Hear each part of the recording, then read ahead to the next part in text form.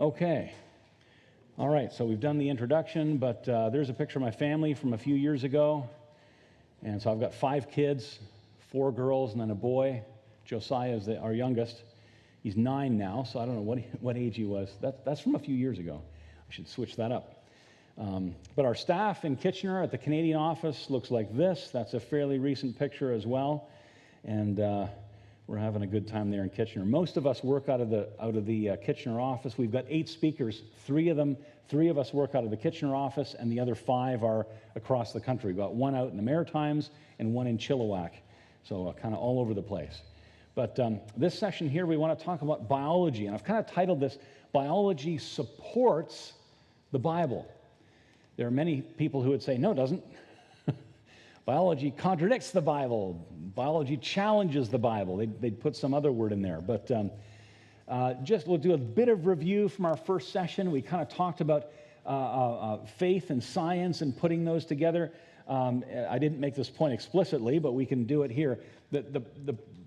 One of the ideas is that there's one set of facts, and they're interpreted to be either evidence for creation or evolution. Facts need to be interpreted. But there's one set of facts. There's this notion, well, there's facts for creation, there's facts for evolution, and it's this notion of competing facts. That's not how it works. There's one set of facts, and you interpret them according to your worldview. You interpret them according to your beliefs. For example, we have one Earth, right? There aren't 2 Earths. One is evidence for evolution, and the other one looks like it was created, right? There's one Earth, and it's interpreted to have been created or have evolved. We've got one set of fossil records, one fossil record. Here's big fossils, dinosaur fossils. Here's fossils in the basement of a museum, many of them still in the plaster cast that they used to transport them from the field. We study the same animals, sort of. Here's a killer bunny rabbit. And I have no idea what this is. And these are not meerkats, they're meerkats, if you get the connection between, never mind. We all have the same data. You can see it here in the middle. We have the same, for example, the same dinosaurs, the same fossils, the same animals, the same plants, the same people groups, but we come to different interpretations, not because the data is different, not because the facts or the observations are different. The observations are all the same between creationists and evolutionists, but we have different starting assumptions down here at the Bible. You either take God's word as truth, or you believe man decides truth. I make up my own rules. I chart my own destiny, and so on. Those sorts of statements you might hear. And that, if you start with this foundation, that produces a way of thinking, beliefs, presuppositions, if you like. You make observations, the exact same observations that Bible-believing scientists make, and they come to an interpretation of the evidence that's consistent with their worldview, consistent with the observations, consistent with their starting assumptions. They're just consistently wrong because their starting assumptions are wrong. We talked a little bit about that in the first session. Starting assumptions are very, very important. Now, can you think of a Bible verse that supports this particular way of thinking? Start with God's word as truth, and start with the notion that if you look at the creation, if you make observations, they will point to a creator. Can you think of a verse that says that? Well, how about Romans 1? Romans 1 talks about that, doesn't it? We get down to verse 20, it says this, For God's invisible attributes, namely his eternal power and divine nature, have been, look at what it says, clearly perceived. God's attributes are clearly perceived ever since the creation of the world. Where? In his creation, in the things that have been made, so they are without excuse. What this verse is saying is that when people look at the creation, it points to a creator. It points to a designer. You see design there, it points to a designer. So much so that when people stand before God after they die, they will have no excuse. Nobody will be able to say, well, I didn't know you existed. That's what this verse is saying. And notice, it doesn't seem to, it seems to apply to everybody, doesn't it? It doesn't seem to say, well, okay, if you're an atheist and you don't believe God exists, then Romans 1:20 doesn't apply to you. It doesn't say that, does it? Even atheists know deep down that there's a God. And then Romans 1 goes on to talk about how they suppress that truth in unrighteousness and so on. Now, can you think of any atheists? What's an atheist? You know any atheists? You know any names?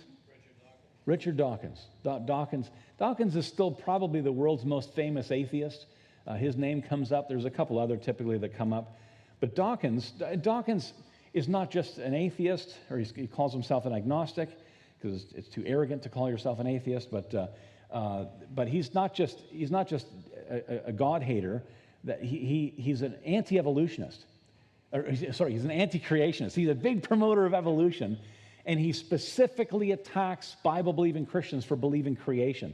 In one of his anti-creation books, he said this: "We have seen that living things are too improbable and too beautifully designed to have come into existence by chance."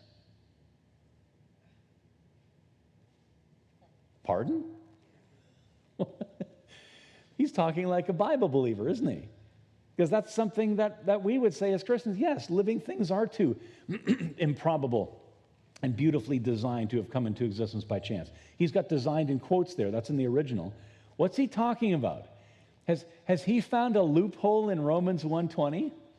He's saying, he's admitting that things look designed, but he doesn't believe that there's a designer. So has he found a loophole in Romans 1:20? Can you have things in God's creation that appear to be designed without a designer? Let's unpack that a little bit. He's looking at life. He's talking about life here. Living things are too improbable, he says. And the basic building blocks of life, for example, DNA. DNA, here it is represented by this kind of cartoony drawing. It's a long, imagine a string, it's in every one of your cells, and on that string are letters, and they're spelled chemically here. There's chemical letters, 4 letters, A, G, C, T, and they're spelled chemically to make up words. It's an instruction code for how to build and operate a living thing. And every living thing has DNA, and what Dawkins and other evolutionists are saying is you don't need God to get the blueprints, to get the instruction code on the DNA to build a living thing. All right, well, let's unpackage that a little bit. We're talking about the origin of life. How do we get life, and specifically DNA? Because the idea used to be, years ago, as long as you get the right chemicals, you'll get life. As long as you have all the chemicals to make a living cell, whether that's here on Earth or on Mars or on Venus or wherever it might be, if they're searching for water on Mars, or probably was liquid water on Mars, not there now, but water is a main component, and if there's water there, life could have evolved there, and so on. That was the idea. But that's an old idea. Chemistry isn't the biggest problem for the origin of life, to get living things.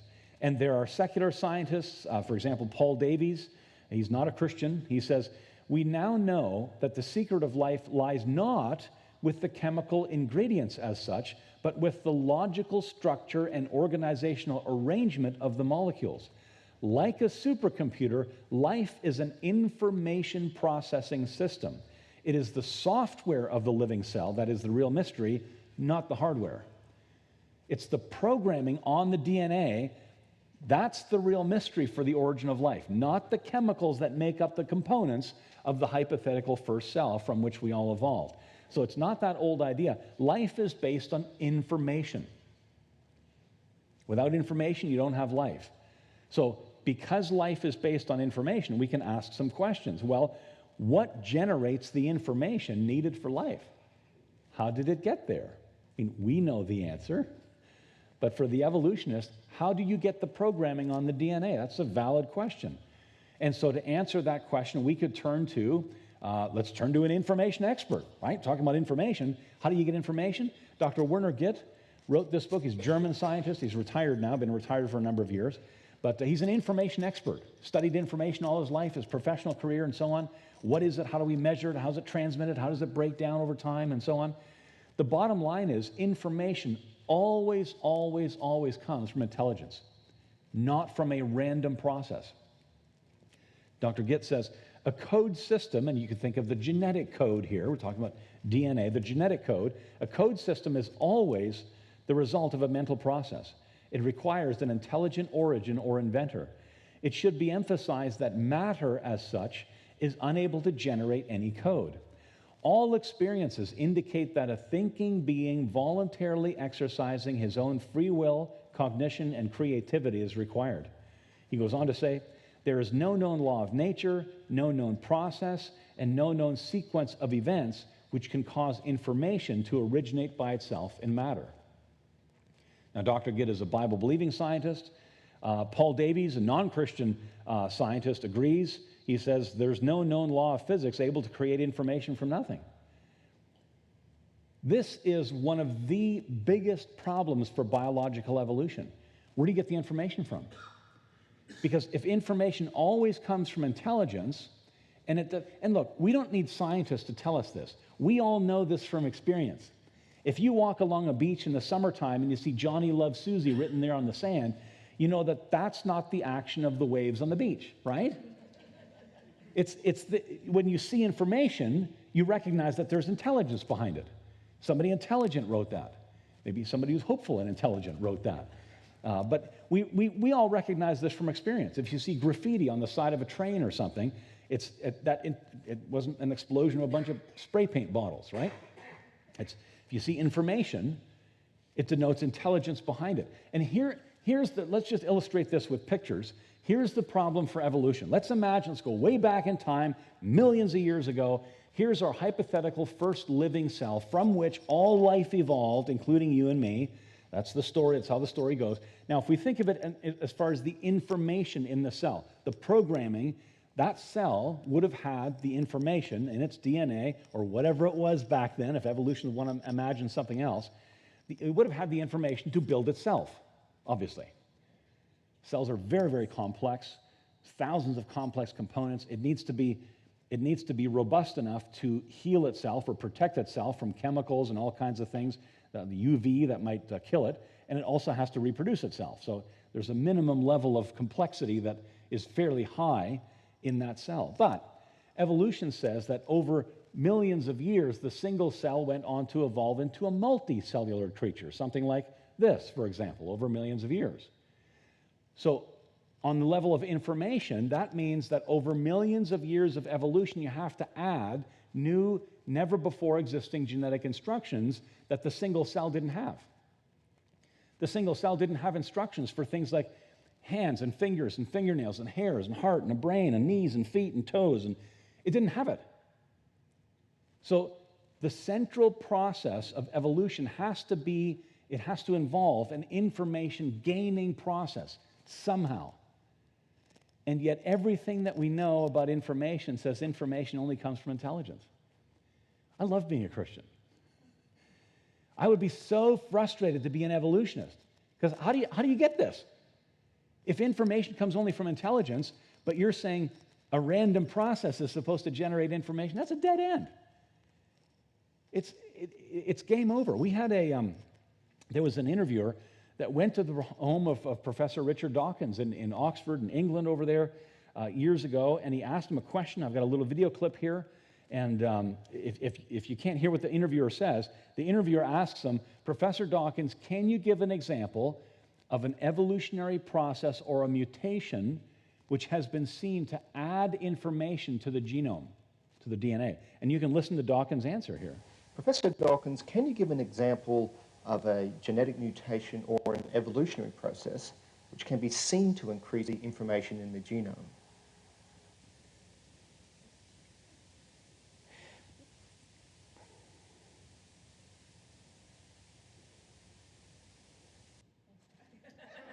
Did you get that?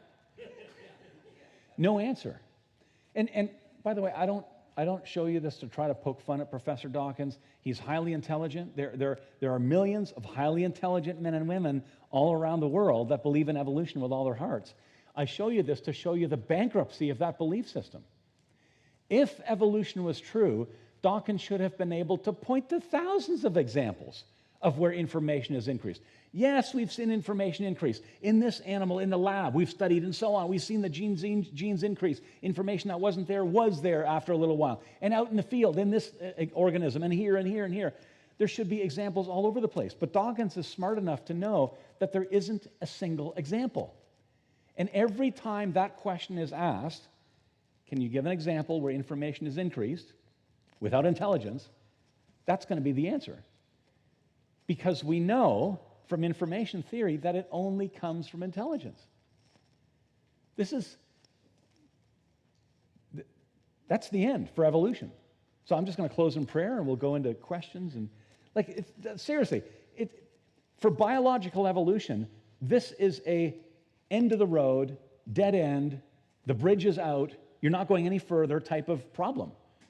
It's not that, oh gee, we don't know about information. We do know about information. It always comes from intelligence. Yet evolution requires that it does not. It's a dead end. But it gets even worse. Let's talk about natural selection. Now, just to clarify, natural selection, it happens. It's true. It's something that happens. By the way, creationists wrote about it long before Darwin. Charlie Darwin borrowed a lot of his ideas on natural selection from Christians, Bible-believing scientists who wrote on natural selection decades before he did. It's an important part of the creation model today, and it has nothing to do with evolution. Now, let me explain that last one there. That might be a bit of a shocker. What do you mean? It has nothing to do with evolution? Let's try and think of how these changes come about, or the variety in living things. You have one living thing, there's great variety in it. Let's think of something we're familiar with, like dogs. In the dog kind, there's a great variety of different dogs. For example, there's foxes, wolves, jackals, dingoes down in Australia. All kinds of different wild dogs. And then in addition to all the wild dogs, there's over 650 varieties of domestic dogs, the dogs that we'd have in our homes. Now, if we think about this in a biblical context, let's go back to the flood, about 2400 BC. Here's a picture of what the ark may have looked like. There's Mr. and Mrs. Noah over on the right-hand side there. Not sure they had trucks back then, but no, it's just in there for scale. It was huge. So, think about dogs. How many dogs got off the ark after the flood? Two dogs, unless they got busy and during the time in the flood. But let's say 2 dogs get off the ark. So the challenge for us as Christians is, how do we explain from the 2 that got off the ark long ago the great variety that we see in the dog kind today? Is that evolution? Are those new features? You've got Chihuahuas, Poodles, Great Danes, German Shepherds, all kinds of different dogs. Is that an example of evolution? How do those changes come about? Let's give an example here. Think of those 2 dogs. They get off the ark after the flood, and they get married and have kids, and they get married and have kids, and they get married and have kids. And this is church. I need to dress it up a little bit, but you know what's going on here. And after a while, you get lots of dogs. And every one of those dogs is a little bit different than their parents, right? And we could do the same thing with people or any other group of living things. Mom and dad, or if you have brothers and sisters, you don't look identical to your brothers and sisters unless you're identical twins. And you're clones. Your DNA has actually been cloned, and you have the same DNA as your identical twin. But generally, kids look different than each other, and the kids look different than their parents. And the kids say, "Oh, thank God," you know. But why? Why don't you look exactly like your parents? That's maybe the more interesting question. How do those changes come about generation after generation? Let's go back to the dogs here. About 100 years or so after the flood was the Tower of Babel. Let's say at the time of Babel, people took some dogs with them as they migrated to different areas. And let's have a look at this medium fur-length dog here. They've got the information, genetic information for long fur, L, and the genetic information for short fur, S. And it produces a medium fur-length dog. Now, they can have offspring that look like this. In this first example here, it got the information for short fur from both mom and dad, so it ends up having short fur. And then you can have those other varieties as well, right? It's just a recombination of the information in mom and dad. Now, in that colder climate, let's say the dogs move to a colder climate, further north into like from the Middle East, where Babel was, into Europe and into England, let's say, a colder climate, harsher winters, that kind of thing. Which of those puppies, which of those offspring do you think might be healthier, more suited to that environment? probably the dogs with the long fur. So after a number of generations, the dogs with the genetic instructions for short fur aren't as healthy, don't leave as many offspring, and after a while, in that part of the world, you end up with a population of long fur dogs. The information for short fur has gradually been lost from that part of the world. That's natural selection. The climate has weeded out a certain variety in the dog kind. Those dogs down here are now better adapted to that colder climate than their grandparents were. That's adaptation. That's natural selection, that's adaptation, but that's not evolution. Why is that not evolution? They're still dogs, yes. They did. There's no DNA, there's nothing added to their DNA structure. There's nothing added. And the original definition of evolution says that. We've changed it. It's evolved. Yes, there's different definitions of evolution. A famous definition of evolution is change in allele frequency over time. Well, then I'm an evolutionist, according to that definition, because that's a terrible definition of evolution. But no new information. Evolution requires the gaining of massive amounts of information. And actually, what's happened here? What's happened? They've lost information. These dogs no longer have the information for short fur. In order to get short fur back into that population, you'd have to go somewhere else in the world where you have short fur dogs and bring those back into that population. You get the information back. But natural selection is exactly the opposite of what evolution needs. So it gets even worse. You can't generate the information to begin with, and then the information you get actually decreases over time. It's like, if that's too complex, hopefully that's not too complex for anyone, but we could think of natural selection like a salad bar. Let's do a little analogy here. And if you're really hungry, you can go up to the salad bar hundreds of times, and you can have a different salad every single time. You go up the first time, you could have 90% Caesar salad and 10% potato salad and 1 bean. And the second time you go up and you have whatever. You can go up hundreds of times and have a different variety of salad every single time. But you can only select from what's in the salad bar. You can't select outside of it. If the salad bar doesn't have any pizza, you're never going to have pizza, ever. That's sad, I know, but that's how natural selection works. It can only select from what's already there. It doesn't generate anything new. But with a biblical understanding natural selection, God puts a huge amount of genetic information in every kind originally.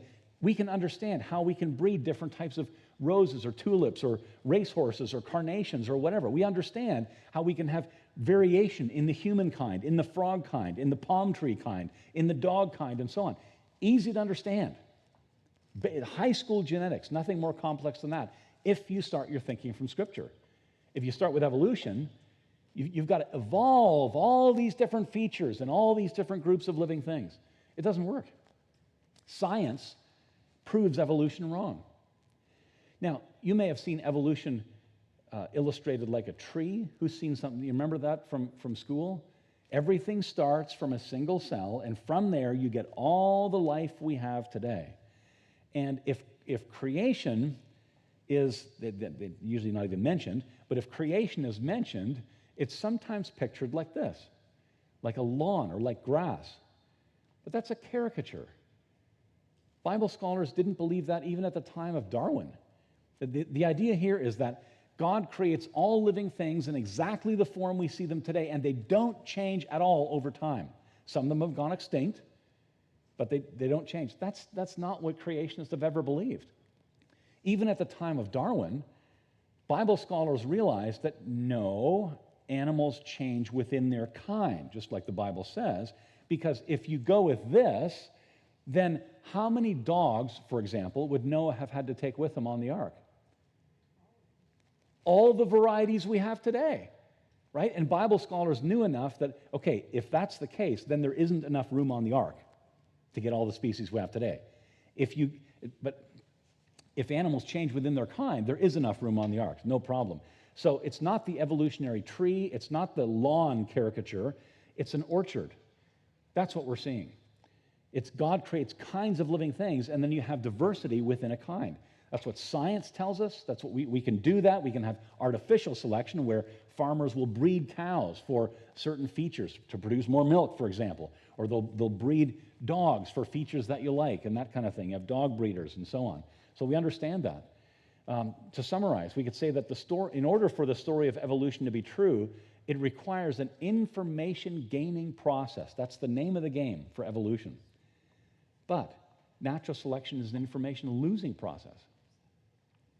It's exactly the opposite of evolution. That's why I said earlier that it has nothing to do with evolution. It really doesn't. Beautifully fits creation, doesn't fit evolution. And if we think of evolution theory in sort of like a junior high level, introduction to science level, we could kind of do a little equation. Natural selection, we're told, plus mutations is supposed to equal evolution from one kind to another. That's a very basic level of understanding it.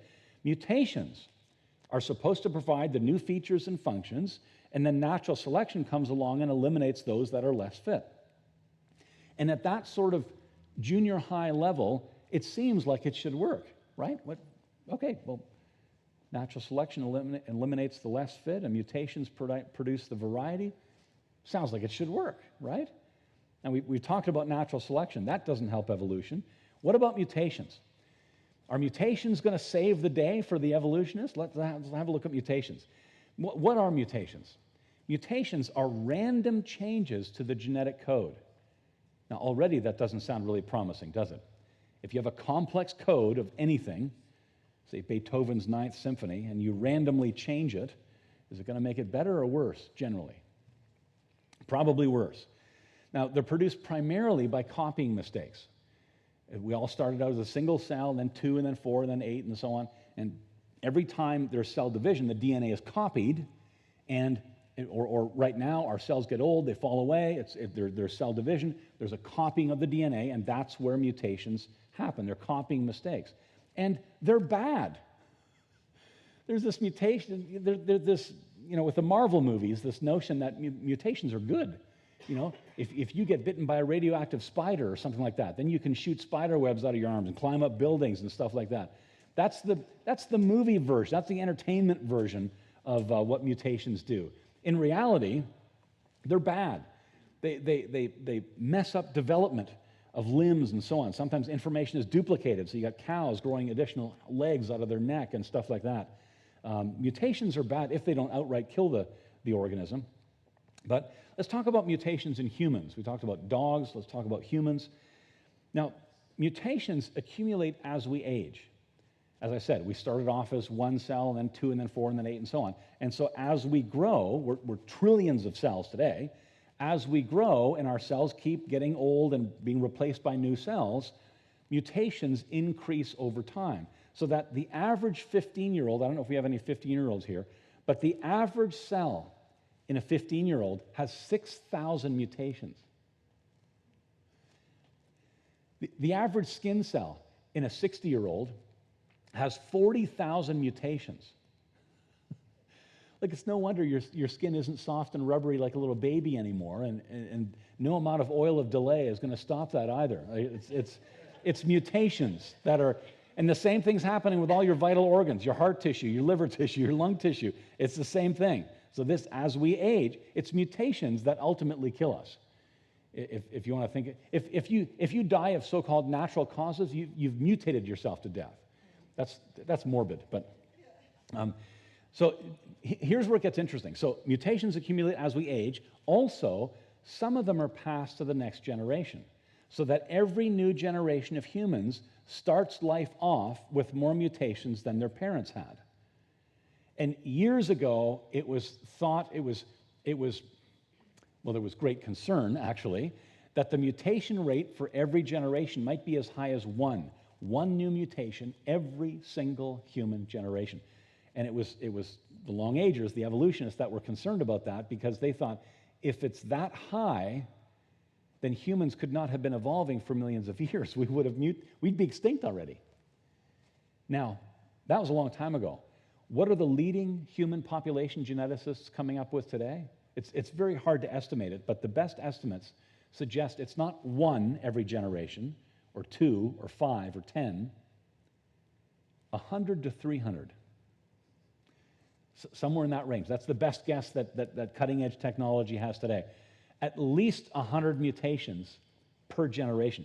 This is what it would look like. Imagine this is your great-great-great-great-great-great-great-grandparents, or Adam and Eve, same thing. 100 mutations per person per generation. That means everybody starting in the next generation would have 100 more mutations than their parents had. At least 100 to 300. The next generation, 200. The next generation, 300, and on it goes. That is catastrophic for human evolution. Scientists have taken that. This is, actually, here's an output from one of the most accurate evolutionary modeling programs ever produced, called Mendel's Accountant. You know Gregor Mendel? This is Mendel's Accountant. So let me just explain. Along the bottom here, we have number of generations going up to 200. Since Adam, we're somewhere around here. There's been maybe a little over 100 generations from Adam to us. This red line here, this is fitness on this axis. If you start with 100% fitness, fitness is basically a measure of our ability to live and survive and carry on the human population and so on.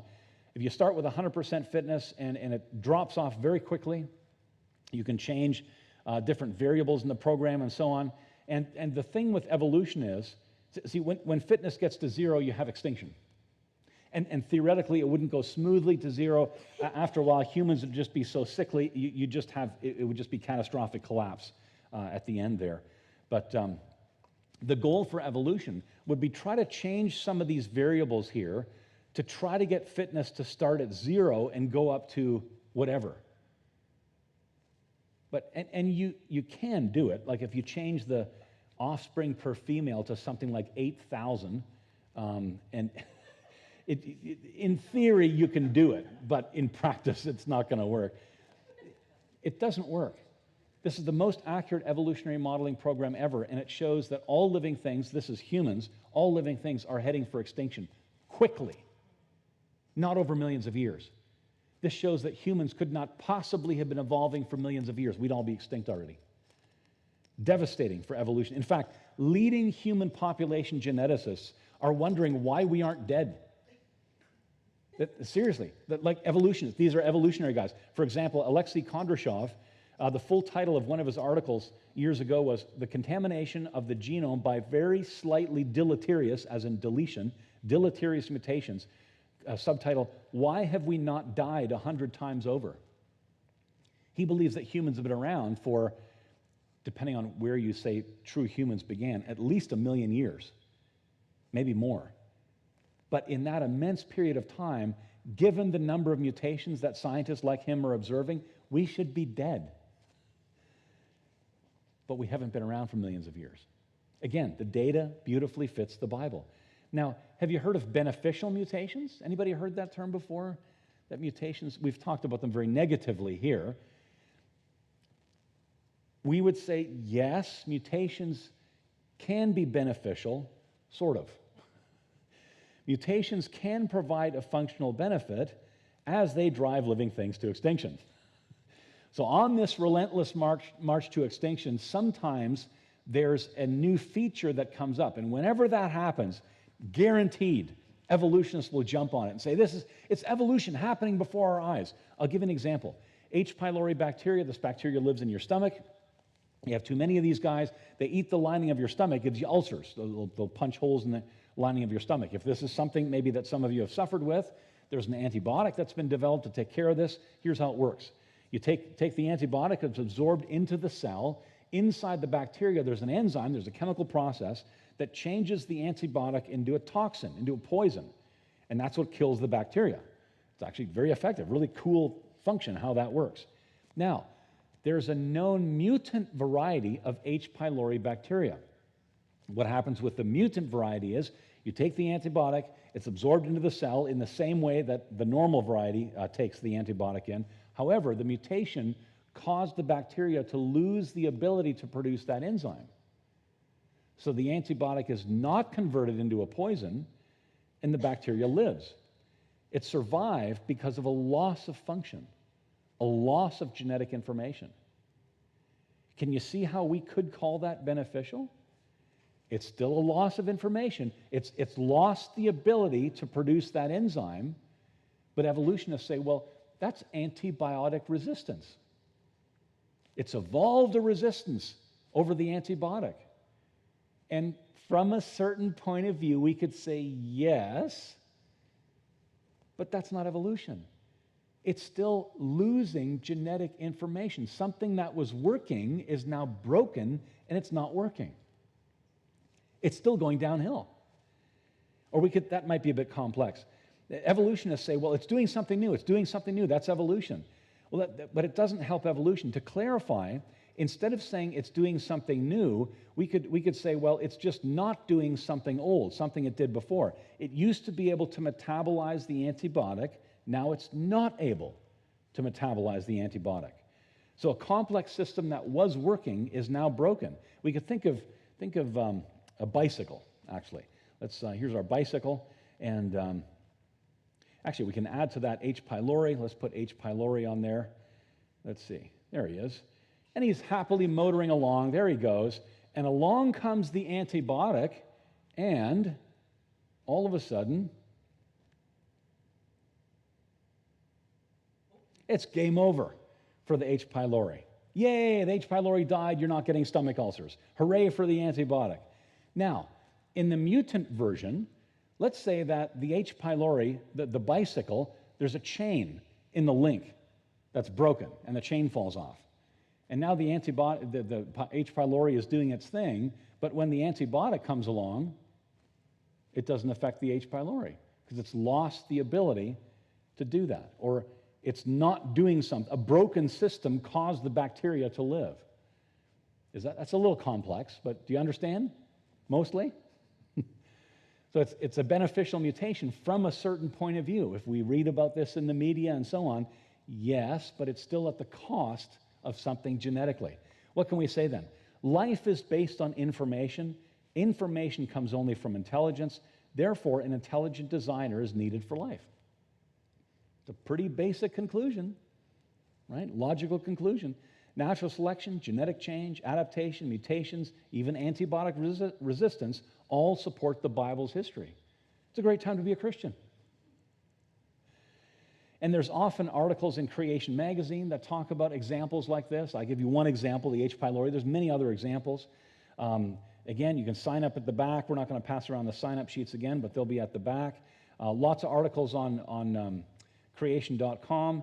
There's the Genesis Academy that has sessions on that as well. There's a little booklet back there called Stones and Bones that covers, in a little booklet, it's only $5. It covers a lot of information, including things like genetics and so on. Lots of great articles on that. But anyways, we can wrap it up here, and we will go into a question time. We won't have a break again because time is marching on. So let's actually, okay, what I'm going to do is, here we go. Here's a list of, these are common questions that Christians have, that a lot of people have, about the Bible. You read Genesis, and questions like this come up. If you have a question that you see up here, you can just shout out the number. You don't have to ask questions off the screen. If there's something in Genesis that's always bugged you, then by all means, ask that. But we can just have a question time for a little while. So it's anybody have any questions? Or maybe something I said in the last couple hours. Yeah, more about that. Number 4. Any questions? 4, okay. How old is the earth? Many people have undertaken to do a study of when did God kick it all off, how old is the universe, and so on. Our best guess, looking at the Bible and other historical documents and so on, is around 6,000 years. Yeah, around 4,000 BC. And we can't, you can look at the days of Genesis, first of all. Those are ordinary days, so creation week isn't millions of years long. It's just a week. And, God could have created it instantly, right? But he chose to do it in 6 days. The answer for that is actually given to us quite profoundly in Exodus 20, where the 10 Commandments are given to Moses, especially Commandment 4, keep the Sabbath day holy, right? The Bible says there, in 6 days you shall do all your work. On the 7th day is a day to the Lord. In 6 days, God made the earth and the sky and everything that's in them and rested the seventh day. That's a basis for our work week. If God created over 6 million years and rested for 1 million years, then we'd have an interesting work week, right? But the Sabbath in particular and the 7-day work week is based on creation. 6 days of creation, a day of rest. That's where we get our work week. And then, if you look at Genesis 5 and Genesis 11, there are genealogies, and those are chronogenealogies because they have the chronology, the time between each of the individuals listed there. This guy lived so long, then here's when his son was born. And he lived so long, and here's the next generation. And he lived so long. We know the exact year between the creation of Adam and the birth of Abraham. 2008 years, 2009 years. Now, there's a bit of flexibility there because we only have the year. We don't have the day. So some of those people could be right at the end, like Adam had Seth. Seth came along when Adam was 130. But we don't know if Adam had just turned 130 or if he was about to turn 131, right? So there's a bit of flexibility there. But given those things and when Abraham was born, and we can do other calculations from Scripture and so on, about 4000 BC. Plus or minus maybe 200, something like that, but around there somewhere. Yep. Any other questions? 10, okay. Was there an ice age? Yes, there was. Any other questions? So, no. We'll add a bit more detail. Okay. Yes, there was an ice age. That's the short answer.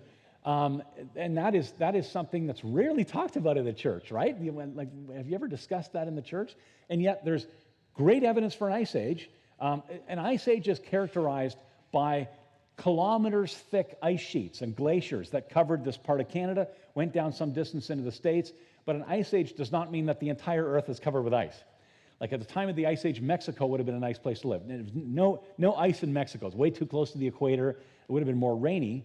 But it turns out that the evolutionists, the millions of years folks, they have difficulty getting even one ice age going, and yet they believe there was multiple ice ages over millions of years. Ice age, then warm, the ice age, then warm, and so on.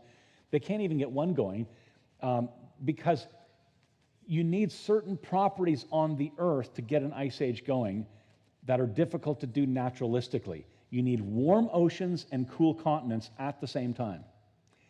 Warm oceans because you've got to increase evaporation from the ocean water to get moisture in the air, which then falls as snow, huge amounts of snow every year over the continents.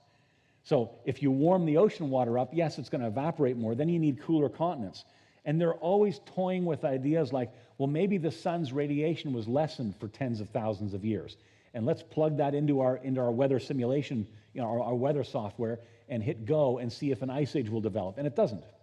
Because if you just cool down the earth, you shut down evaporation from the oceans. You end up getting a cold desert. Yeah, the earth gets colder, but you don't get the buildup of the glaciers and the ice sheets. That's what an ice age is all about. So as it turns out, a global flood is a perfect trigger to get an ice age going. And since they don't believe there was a global flood, they're having trouble getting an ice age going. So how does a global flood produce warmer oceans and cooler continents? During the flood, there's great evidence that there was one continent originally which broke up rapidly during the flood. So no Atlantic Ocean before the flood. So you've heard of continental drift? This is continental sprint. The ocean's moving apart at like feet per second type of speeds. Some of the leading geophysicists in the world have done very, very complex computer simulations of moving the continents around. And once they start to go, it's a runaway type of effect where it goes faster and faster and faster. In some areas, the pre-flood ocean floor is being pulled by gravity, it's very heavy, being pulled by gravity into the earth. In other places, like no Atlantic Ocean before the flood, the continent is ripped apart and hot, nearly molten rock is coming from near the core, forming new ocean floor. Now, imagine that. This is for tens of thousands of kilometers down the mid-Atlantic. The mid-Atlantic ridge is produced by that process. So that's very, very hot rock. Water, seawater that gets onto that area flashes to steam, to rise into the atmosphere, and in only minutes or hours later begin to fall as extremely heavy rain. Some of the calculations for how much seawater would be vaporized as a result of that process suggests it would produce global rainfall at a rate of 3 feet an hour. Like, nothing would survive. Extremely catastrophic and hazardous. But so you've got the breakup of the original supercontinent. You've got huge amounts of heat generated, particularly in the oceans during the flood. So the ocean water right after the flood is going to be a lot warmer than it is today. That's the first condition met. More evaporation, warmer water in the oceans. Second condition, how do you get cooler continents? During the flood, you have continents moving around, earthquakes that we probably can't even imagine on the Richter scale, like off the charts kind of thing, and volcanism, volcanoes, at a level that we probably have difficulty imagining as well. Massive amounts of volcanic dust blown into the atmosphere, shielding out the sun's energy, making the continents cooler. So if the summers are cool enough year after year, where the winter snowpack doesn't melt all the way, then you have the buildup year after year of these ice sheets and glaciers. So the ice age beginning right after the flood, lasting for about 700 years or so, maybe peaking in about 400 or 500 years. After a few hundred years, eventually the ocean temperature is going to be down closer to what it is today, and evaporation will slow down, which means precipitation will slow down, and the dust will be filtered out of the atmosphere, and so the summers get warmer, and the glaciers start melting back for a couple hundred years, and we still see them melting back today. So we've got a great mechanism as Bible believers for an ice age. And there's another question up here. How did animals get to places like Australia after the flood? I'm not sure which one it is. But that also, the flood produced an ice age. The ice age would have lowered ocean levels. You're taking huge amounts of seawater out of the oceans and storing it on land in these massive, as I said, kilometers thick ice sheets and glaciers. Under that tremendous weight, they pulverize rocks and they scour the landscape. That's what scientists see today. You can see they're called striations, where the rocks on the bottom of the glaciers have been scraped across the bedrock that we see today. And in the Canadian Shield, for example, you'll see those scrapes. That's from the glaciers. And it would have lowered ocean levels. And both creationists and evolutionists believe that, yeah, ocean levels would have been maybe several hundred feet lower. Their ice age is further back in time than ours. But everybody agrees, yeah, ocean levels would have been significantly lower, low enough to have land bridges between all the continents, including Australia. So the answer to how the kangaroo got to Australia could be as simple as it hopped. Because after the flood, you have an ice age, and as the kangaroo population grows and grows and grows in Asia and so on, and moves to different parts of the world, then toward the end of the ice age, you have the ocean levels coming back up. Australia is now an island nation, and it's been suggested that the only reason we have kangaroos in Australia today is because even today there's no natural predator. There are no wolves or lions or tigers or things like that. And maybe everywhere else, those apex predators wiped out the kangaroos, but not in Australia because they're not there. So, interesting, yeah. Yes? Number 19. Yes. Aren't Genesis 1 and 2 contradictory accounts? They are the same account, focusing on different areas. Chapter 1 is like a scientist logbook. Day 1, day 2, day 3, day 4, day 5, day 6. Now, coming out of chapter 1, going into chapter 2, it's a creation account. We're already conditioned, I think, to think of it as a chronological account. And that's where we run into trouble, because it's not.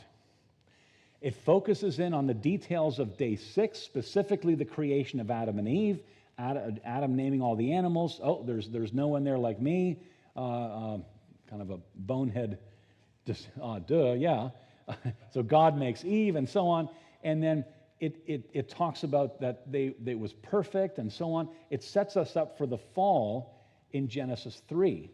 So Genesis 2 gives more detail specifically about the creation of humans, Adam and Eve, that chapter 1 doesn't cover in its very systematic, step-by-step chronological account. And where people get into trouble, for example, and some of it involves going into the Hebrew a little bit, because it says that no shrub of the field had yet appeared, and Adam and Eve were there. So you're thinking, wait a minute. In chapter 1, the plants were created on day 3. Adam and Eve were created on day 6. So how can there not be any plants on day 6 when Adam and Eve are there? But if you look at the Hebrew there, and some English translations are better at doing this than others. Some translations, I forget which one it is, says shrub of the field. That's referring to cultivated plants. It's not referring to all plants, like shrub of the earth or something like that. It's shrub of the field. What it's saying is, before the fall, you didn't need to cultivate plants. There was no weeds. There wasn't that competition with weeds trying to overtake your vegetable garden or your flower garden or whatever. That's the point. There was no need to cultivate plants. It said rain had not yet come upon the earth. You didn't need to irrigate. That was all taken care of before sin. So that was it zeroes in. It's more details. It's like the four Gospels. We have four accounts of the life of Christ. Each one's a little bit different. Put them all together and you get the most complete picture of the life of Christ. Each one writes from a different perspective, right? Matthew writes from a certain perspective. Luke writes from a certain perspective. John writes from a certain perspective, and so on. And so you put them all together and you get the most complete account. Put Genesis 1 and Genesis 2 together, you get the most complete account. Yeah, they're not contradictory. So, number five, okay. Doesn't radiometric dating prove the Earth is old? Radiometric dating, that's the go-to answer for how do you know the Earth is old? Radiometric dating. And the thing is that there are embarrassing results in radiometric dating, not because of the science, it's because of the assumptions that you have. Every dating method has assumptions. Even the ones I had up there, like river erosion. Remember that? I mentioned rivers erode the continents at 6 centimeters per 1,000 years. Well, that assumes that the rivers have always run at the same rates, right? That's an assumption. All dating methods have assumptions, including radiometric dating. So in radiometric dating, the way it works is a rock is thrown up out of the earth, a molten rock, and only molten rocks can be dated like this, not sedimentary rocks or whatever. It's molten rocks, and that's when the clock starts. So the rock will encapsulate something that's radioactive that decays over time into something that's not radioactive, something that's stable. Uranium decays into lead, potassium into argon, rubidium into strontium. Those are some of the elements that evolutionists use. And what they do is, see, nobody measures the age of a rock. That's not how it works. I mean, we have telescopes and we have microscopes. We don't have pastascopes, right? They're measuring the amount of the radioactive parent product and the amount of the daughter product that it has decayed into. And based on those amounts and knowing the nuclear decay rate, an age can be calculated. But there's assumptions. And so far, so good. There's no issues with that. And I think sometimes people look at Christians, well, how can you be against radiometric dating? In theory, it works. The theory is not the problem. The science isn't the problem. The measurement of those amounts, that's not the problem. They can be measured very accurately. It's the assumptions. There's three main assumptions. The first assumption is you have to assume that all of the material that you're measuring began as radioactive material. If there already was some of the daughter product incorporated in the rock when it solidified and cooled, that's going to throw off your measurement. It's the first assumption. Second assumption, you have to assume that nuclear decay rates have been constant over time, that they haven't changed. And for many years, there was no data, there was no science to suggest that nuclear decay rates had changed dramatically over time. Well, that's different today. I don't have it with me, but there's a book called Thousands, Not Billions. And that's the layman's version, it's still pretty technical, of what became an 8-year study by creationists. This was about a decade ago, specifically to study radiometric dating. Because there's more than 200 ways to age date the Earth or the atmosphere or the oceans or whatever. Only 10% of all those dating methods, radiometric dating being one of them, gives ages that are millions or billions of years. So it seems like, okay, why are those dating methods giving ages that seem up in the clouds while the majority of dating methods suggest the Earth is young? And so there was like a creationist task force by several different major ministries, including CMI, put together to look at this. And there's data today to suggest very powerfully that the nuclear decay rates have been dramatically accelerated in the relatively recent past. Probably during the flood, probably also during creation week. So assumption number 2 is now a big question mark. Assumption number 3, you have to assume during the life of that rock, none of the parent product or daughter product were added or removed. In the case of the uranium-lead method, both of those elements dissolve in water. So if that rock was anywhere near rain or a river or the oceans or whatever, who's to say that more uranium hadn't been leached in or leached out, or lead leached in or leached out? All of those dating methods play havoc with all of those assumptions play havoc with the dating method. I talked about Mount St. Helens a little bit in the first presentation. We've taken rock samples from the lava dome in Mount St. Helens. Mount St. Helens was a very unusual volcano. The mountain blew up.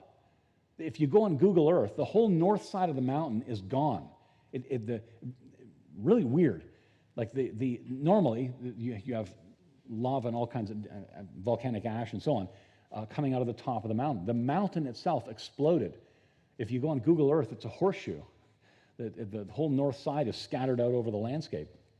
And since that time, since the initial eruption, that was May 18th, 1980, the lava continues to squeeze up in the neck of the volcano, forms a lava dome. It's about 1,000 feet across, 1,000 feet high. And there's been multiple lava domes. Every once in a while, there's an earthquake, and that one gets kicked off. Another one starts to grow. There's actually time-lapse videos on YouTube where you can see some of this over a number of years. So those rocks are new rocks. They started to form, obviously, after the mountain blew up. We've taken samples from the lava dome at Mount St. Helens and sent them away to the same university dating labs that evolutionists would use. They come out to hundreds of thousands, some of the samples into the millions of years old. The rock started being created after 1980. And we've sent other rock samples to dating labs, and they come out to hundreds of millions of years old, young rocks. Another example was in New Zealand. There was a volcano there. Actually, that's where the Lord of the Rings movies were filmed. Sam and Frodo climbing up Mount Doom. At the end there, that's a volcano. And we took samples. There was some lava flows in the 40s and 50s. So again, new rocks. They're less than 100 years old today. And this was done around the year 2000. And they come out to hundreds of thousands of years old. They're new rocks. You can go to the libraries in New Zealand there and look up the newspaper articles to get the exact day that those rocks formed. And radiometric dating is way off by millions of years. Now again, it's not the science that's bad, it's the assumptions. And we can't know. So there's big problems with radiometric dating. Isn't that evident in the fact that, because I remember reading the article that you guys put together and used like 4 different systems? Yes. You can. And they weren't consistent with each other. Right. Yes, that's another problem. If you use different radiometric dating methods, they should obviously all give the same date, right? It's like if you're going to measure the length of your monitor on your laptop and you use a wooden ruler and you use a metal ruler and you use a plastic ruler and they all give you wildly different measurements, the rulers are bad, right? The laptop isn't changing. But yeah, that's like radiometric dating. You use different radiometric dating methods. It's like using different rulers made of different things, and they give you wildly different dates. It doesn't really work. All right, it's a little bit after 9. I'm happy to keep going. Are there any more questions? Just curious, would you say that the Ark has been found by any chance, or remnants thereof, or either personally or as from your company or your organization? Because I've seen conflicting. Yeah. Curious. I know it's not on the list. Yeah, no, that's fine. You can ask whatever. Our best explanation is that the Ark would have been dismantled and used for the lumber used for either building materials or for fuel to make fires to cook food and stuff like that. The best evidence that we have that something survived, this is on Mount Ararat. Ararat is a range, by the way. There is one mountain called Mount Ararat, but Ararat is also a range, and Mount Ararat is one of those mountains. On the very warmest of summers, it's 17,000 feet high at about the 14,000 foot level. It's covered with ice and snow almost all the time, but on the very warmest summers, it melts back far enough, and hikers, mountain climbers that have hiked up that far, different groups that haven't interacted describe the same kind of box-like structure sticking out of the snow at about the 14,000 foot level. That's the best evidence that we have. No, Ron Wyatt is a deceiver. Don't trust anything from Ron Wyatt. No, there's other groups that have gone up, but the consensus now is pretty much that Mount Ararat itself is a post-flood volcano. It formed after the flood, so Noah's Ark is definitely not on Ararat. And the other notion that, it was made of wood. The flood was a long time ago, over 4,000 years ago. So would anything have survived? And was it dismantled? Was it used? Was the lumber used, as I said, for building things or making carts or whatever, or home shelter or used for fuel for cooking? But no, we don't have any evidence beside anecdotal, beside the stories. And now with the assessment that is fairly recent, that hey, wait a minute, this looks like a post-flood volcano. Well, then there's that whatever people are seeing there is definitely not the ark. So no, very likely the ark is gone. So yeah. Just maybe a side note to that. This is just kind of my take on it. It seems illogical that the ark would land 14,000 feet on a mountain. Elephants and dinosaurs have to get off of that ark, and they're going to fall. So I'm thinking that, Yeah. like you're right, it is a range of mountains. It landed in the mountains, probably in a valley. That's just my thought. Yeah. Well, Noah could have brought rappelling gear for the elephants. Safety and freedom. No. Yeah, good point. And maybe we'll have one more, and then it is a school night, so we should wrap up here. Is there one more? Is there another question? Anybody?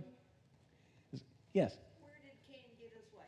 Where did Cain get his wife? Okay, that's a pretty popular question. Again, most of these are in the Answers book, including a chapter on radiometric dating, Cain's wife, and Ice Age, and so on.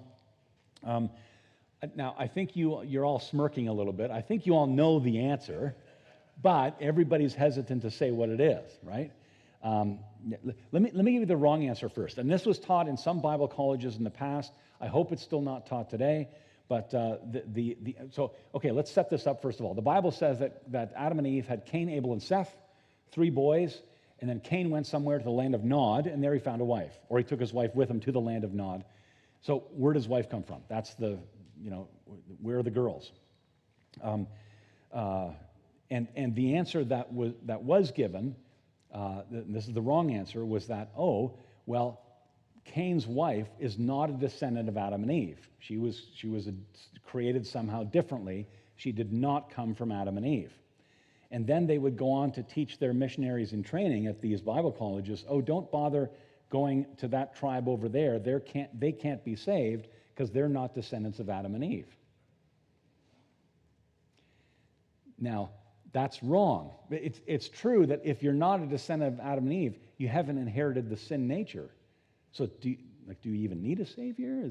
How does that work? And so on. But no, that doesn't.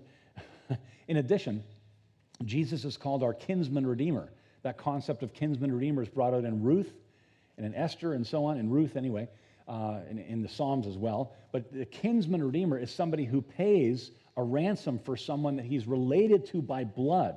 Jesus is related to all of us by blood. He's our blood relative. That's why those genealogies in Matthew and Luke that we skip over at the Christmas readings often are so important, because they link Jesus back to Adam. Jesus is in the family line of Adam, as are all of we. If we are not in the family line of Adam, then Jesus cannot be our kinsman redeemer, because we're not related to him by blood. If there was other people groups, and there weren't, then he's not their kinsman redeemer. So how do we, here's the right answer. You put 2 verses together in the Bible, and that points you in the right direction. Genesis 3, verse 20, I think it is. Genesis 3, verse 20 says, Eve was the mother of all living. Adam named his wife Eve because she would be the mother of all living. So everybody who's ever lived on planet Earth has Eve as their great-great-great-great-great-great-grandmother. Adam and Eve are our grandparents. And Genesis 5, verse 4 says Adam and Eve had other sons and daughters.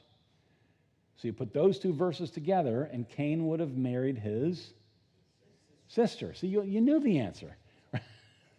But we're kind of hesitant to say that, right?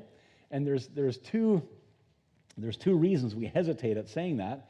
The first one is, ew, right? It's this notion of close relatives marrying, and so that's okay. There's a biological objection and a moral objection. I'm just trying to piece this together in my head yet. Two major objections. The biological objection is you can't marry someone you're closely related to because you'll have deformities in your kids. So there's a biological objection and a moral objection. That's wrong. It's just wrong. People sometimes throw out this word incest, right? That's incest. That's wrong. So there's a moral objection and a biological objection. So let's deal with both of those. So the biological objection, the reason you can't marry a close relative today, and wait a minute, back up. We're all related. I don't know if that's good news or bad news to you, but everybody in this room is related to everybody else in this room. And we're all related to Justin Trudeau. Or Donald Trump, if that makes you feel any better. I don't want to get into trouble here. But everybody is related, right? So when you marry someone, you will marry one of your relatives. Okay? If you're married and you haven't married one of your relatives, you've married something that isn't human. Okay? Now look straight at me. Don't look at your spouse. Otherwise, you're going to get yourself in a ditch. So you have to marry someone you're related to. So why can't you marry someone you're closely related to? It's because of, we talked about this already, mutations. Chances are, if you marry someone you're closely related to, they'll have more mutations at the same location as you do, hence your kids will have problems. So marry someone further away in relation to you, their mutations will be hopefully at different areas, and your good information will overwrite their bad information and vice versa, and you'll have healthy kids. So these mutations that are a problem now, if we go back in time, were there more or fewer? Fewer, right? And we can go back and back in time until there was no mutations. Sounds like in the beginning, God. So originally, it wasn't a problem biologically for close relatives to marry. It's a problem today, but it wasn't a problem originally. And it would have been the same thing after the flood. We could ask who did Noah's, so you got Noah and his wife, and their 3 sons and their wives. So the cousins must have married each other, right? So you have this kind of the same thing after the flood. But it wasn't a biological problem originally. It is today. What about the second objection, the moral objection? And people, when they use this word incest, that word has baggage with it. That implies an abusive relationship. There's something wrong with a relationship. If it's one man for one woman for life, that's marriage, even if they're closely related. It wasn't a problem years ago. Biologically, it's a problem today. Now, does anybody know when the law against close intermarriage came? Moses, yeah. Pastor got it. That's a good thing. Moses. It's wrong today to marry your close relative because God put a law in place. Even Abraham. Abraham married Sarah. Sarah was his half-sister, and it wasn't a problem at that point. It is a problem today. Maybe by the time of Leviticus, by the time of Moses, the mutations had accumulated so much that God put something in place, and it wasn't necessary for close relatives to marry like it was early on. There was nobody else around. It had to be close relatives marrying. Now, the Bible isn't a science textbook, so God didn't say to Moses, because the human genome has now deteriorated he just said, don't marry your close relative. End of discussion. And God sets the rules, not us. So it's wrong now. It wasn't wrong originally. So anyway, there's the answer to where King got his wife and the follow-up answers to the problems that creates. But wonderful. And there's so many questions that we could have done, but thank you. You've been very attentive. I hope this was encouraging to your faith. That's what we try to train all of our speakers to do. We go around to churches and we show that the Bible provides a wonderful foundation for understanding all the science. The science is really cool when you start with the Bible. So parents, grandparents, if you've got kids or grandkids that are interested in pursuing the sciences, we need more Christian scientists, Bible-believing scientists. Encourage your kids. They're going to get hit with evolution, for sure, but equip them. There's no reason for them to lose their faith if they're properly equipped. They'll see the different worldviews.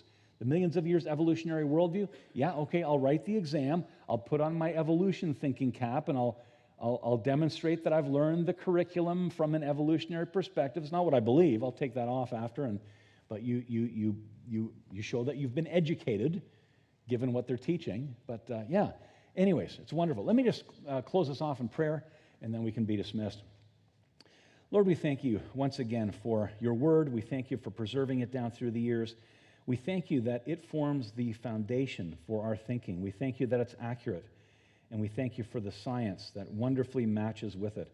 Again, I pray that the folks here would be encouraged in their faith and that they would share the resources that have been purchased, articles from the website, the email news, whatever it might be, so that many, many more people might also be encouraged in their faith and that skeptics might come to know your Son, Jesus. Amen. Have a lovely evening.